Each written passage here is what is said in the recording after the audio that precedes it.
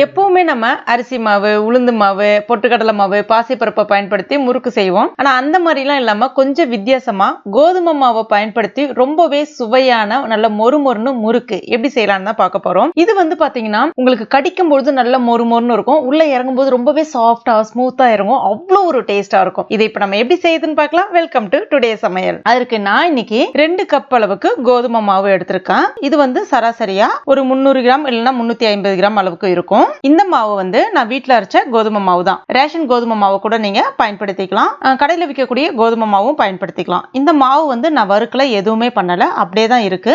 அடுத்ததா இந்த மாதிரி ஒரு ஓட்டப்பட்ட தட்டு ஒன்று எடுத்திருக்கேன். இட்லி தட்டு கூட நீங்க பயன்படுத்திக்கலாம். இப்போ இது மேல ஒரு வெள்ளை துணி ஒன்று விரிச்சு வச்சுக்கலாம். இப்போ இதுல அந்த மாவை சேர்த்துடலாம். மாவு அந்த மாதிரி நான் சலிக்கலாம் எதுவுமே பண்ணல, அப்படியே தான் பயன்படுத்தியிருக்கேன். இப்போ இதை மூடி வச்சிடலாம். அடுத்ததான் கடாயில கொஞ்சமா தண்ணி வச்சிருக்கேன். இட்லி பாத்திரமும் நீங்க பயன்படுத்திக்கலாம். இப்போ இந்த தட்டை அதுல வச்சிடலாம். இப்ப மறுபடியும் ஒரு தட்டு போட்டு மூடிடலாம். ஸ்டவ் வந்து நல்லா ஹை ஃபிளேம்லயே இருக்கலாம். ஒரு 10 நிமிஷம் நல்லா வேகணும். அப்பதான் வந்து அந்த மாவு வந்து நல்லா வெந்து வரும். அப்பதான் அந்த கோதுமையிலே வந்து இருக்கக்கூடிய அந்த கொழகொழுப்பு தன்மை வந்து போகும். அதுக்காக தான் நம்ம வந்து இதை வந்து அவிக்கிறோம். அப்படி இருக்கட்டும். இப்போ ஒரு 10 நிமிஷம் ஆயிடுச்சு. இப்போ இதை நம்ம திறந்து பார்த்துடலாம். இப்ப பாருங்க, மாவு வந்து நல்லா வெந்து வந்திருக்கு. அதே சமயத்துல நல்லா சூடா இருக்கு. உங்களுக்கு இறுகின மாதிரி இருக்கும். இதனால இதை வந்து நம்ம ஆற வச்சிருவோம். இப்ப மாவு நல்லா ஆறிடுச்சு. ஆனா அதே சமயத்துல அங்கங்க கட்டி கட்டியா இருக்கிற மாதிரி இருக்கு. அதனால என்ன பண்ணணும்னா இதை இப்ப நம்ம மிக்ஸி ஜார்ல சேர்த்துக்கலாம். சேர்த்துட்டு ஒரு பல்ஸ் மட்டும் விட்டு எடுத்தீங்கன்னா உங்களுக்கு இந்த மாதிரி நல்ல பூ போல கிடைச்சிரும். இப்போ இதை ஒரு மிக்சிங் பவுல்ல மாத்திக்கலாம். இப்போ இந்த மாவுக்கு தேவையான அளவுக்கு உப்பு சேர்த்துக்குங்க. அடுத்ததா 1 டீஸ்பூன் அளவுக்கு ஓமத்தை கையால இந்த மாதிரி தேய்ச்சிட்டு சேர்த்தீங்கன்னா உங்களுக்கு நல்ல வாசனையா இருக்கும். அடுத்ததா 1 டீஸ்பூன் அளவுக்கு மிளகாய் பொடி. நார்மல் எண்ணெய், அதாவது சூடான எண்ணெய் கிடையாது, நார்மல் எண்ணெய் தான். சன்ஃப்ளவர் ஆயில் வந்து சேர்க்கிறேன். ஒரு 2 டீஸ்பூன் அளவுக்கு சேர்த்துக்குங்க. அதற்கு பதிலாக நீங்க 1 டீஸ்பூன் பட்டர், வெண்ணெய் கூட நீங்க பயன்படுத்திக்கலாம். சேர்த்துட்டு எல்லாத்தையும் ஒரு முறை நல்லா கலந்து விட்டுக்குங்க. அடுத்ததான் நார்மல் பச்சை தண்ணி, சுடு தண்ணி அந்த மாதிரிலாம் எதுவும் கிடையாது.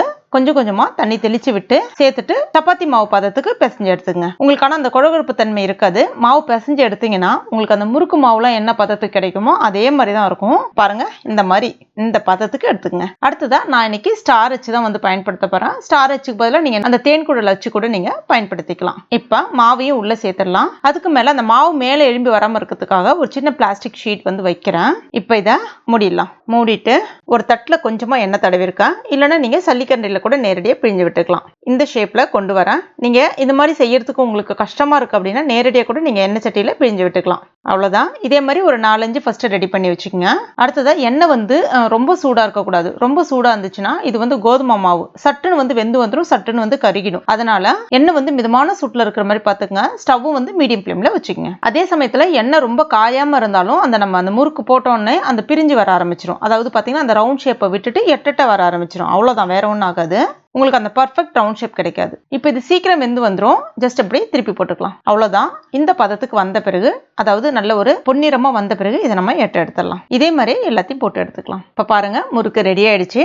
ரொம்ப ஈஸியான டீ டைம் ஸ்நாக்ஸ் இது. ரொம்ப ரொம்ப டேஸ்டா இருக்கும். நல்ல ஒரு பர்ஃபெக்டான ஒரு டீ டைம் ஸ்நாக்ஸ்னே சொல்லலாம். பாத்தீங்கன்னா உங்களுக்கு அந்த முறுக்குலாம் கொஞ்சம் ஹார்டா வரும். இது ரொம்பவே சாஃப்டா இருக்கும். அதாவது நல்லா அந்த பொறப்பொறன்னு அந்த மொறுமொறுன்னு இருக்கும்னு சொல்லுவாங்க. அதே சமயத்தில் நம்ம சாப்பிடும்போது அந்த ஒரு சாஃப்ட் டச் உங்களுக்கு கிடைக்கும். இது அவ்வளோ ஒரு டேஸ்டா இருக்குங்க. கண்டிப்பா நீங்க எல்லாருமே ட்ரை பண்ணி பாருங்க. ரொம்ப அருமையா இருக்கும். ட்ரை பண்ணிட்டு மறக்காம எனக்கு கமெண்ட் பண்ணுங்க. இந்த வீடியோ பிடிச்சிருந்தா லைக் பண்ணுங்க. உங்க நண்பர்கள் மற்றும் ஃபேமிலி மெம்பர்ஸ் கூட மறக்காம ஷேர் பண்ணுங்க. மேலும் இது போன்ற டேஸ்டி ரெசிபிகளுக்கு நம்ம டுடே சமையல இது வரைக்கும் நீங்க சப்ஸ்கிரைப் பண்ணாத நண்பர்களா இருந்தீங்கன்னா உடனே சப்ஸ்கிரைப் பண்ணீங்க. கூடவே மறக்காம அந்த பெல் நோட்டிஃபிகேஷன் சிம்பிளை பிரஸ் பண்ணீங்க. தேங்க்யூ.